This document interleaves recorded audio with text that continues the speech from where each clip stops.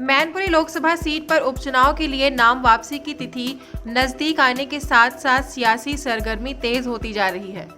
कार्यालय उद्घाटन के साथ ही रैलियां जोर पकड़ रही हैं।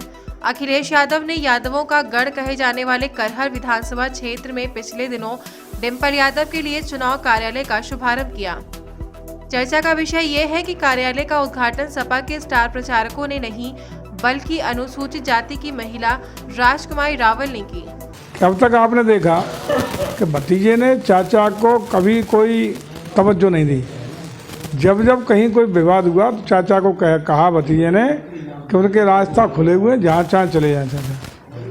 लेकिन इस बार भतीजा और भतीजे की पत्नी जो प्रत्याशी दोनों शरणागत हुए, मनौती हुई, मनाने का काम करना पड़ा। ये साफ इंगित करता है कि समाजवादी पार्टी का बिल्कुल पूरी तरह पत्ता साफ होने वाला है। और उनको अपनी हार जब दिखाई पड़ी अखिलेश जी को तो चाचा के चरणों में शरणागत होना पड़ा। नंबर 2, ये चुनाव आदरणीय मुलायम सिंह जी 2014 में 4 लाख वोट से के अंतर से यहाँ पे जीते थे मैनपुरी पे।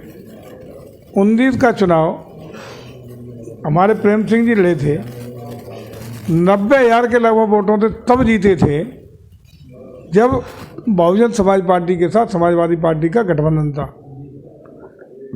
बहुजन समाज पार्टी को हमेशा मैनपुरी लोकसभा क्षेत्र से 2 लाख से अधिक मत हमेशा मिले।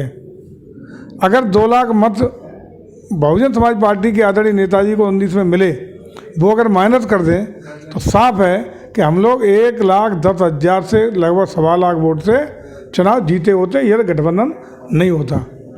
तो वहाँ भी बहुजन समाज पार्टी और सपा दोनों मिलकर लड़े थे, इसलिए जीत गए। अन्यथा भारतीय जनता पार्टी 2019 का चुनाव भी प्रेम सिंह के रूप में जीत थी। राजनीतिक जानकारों का मानना है कि अखिलेश ने ये दांव खेलकर अनुसूचित जाति और महिला मतदाताओं को रिझाने का प्रयास किया है। अब आपको बताते हैं कि राजकुमारी रावल कौन है।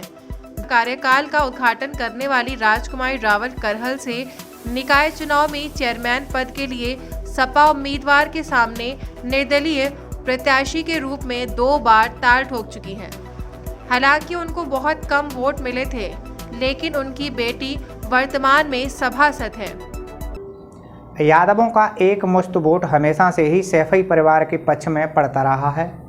जातिगत आंकड़ों को देखें तो मैनपुरी विधानसभा क्षेत्र में दूसरे नंबर पर शाक्य मतदाता आते हैं। इन्हीं मतदाताओं को साधने के लिए पूर्व मंत्री आलोक शाक्य को जिलाध्यक्ष पद की जिम्मेदारी दी गई है। इसके बाद तीसरे नंबर पर सर्वाधिक मतदाता अनुसूचित जाति के हैं। ऐसे में माना जा रहा है कि अखिलेश यादव ने चुनाव कार्यालय उद्घाटन के बहाने एक तीर से कई निशाने साधने की कोशिश की है। देखना ये होगा कि चुनाव में ये दांव कितना कारगर साबित होता है। उधर अखिलेश के इस दांव के बाद भारतीय जनता पार्टी भी अनुसूचित जाति के मतों को लेकर सक्रिय हो चुकी है। राजनीतिक पार्टियां जो आंकड़े बताती हैं उनके हिसाब से मैनपुरी में लगभग 15,50,000 मतदाता हैं।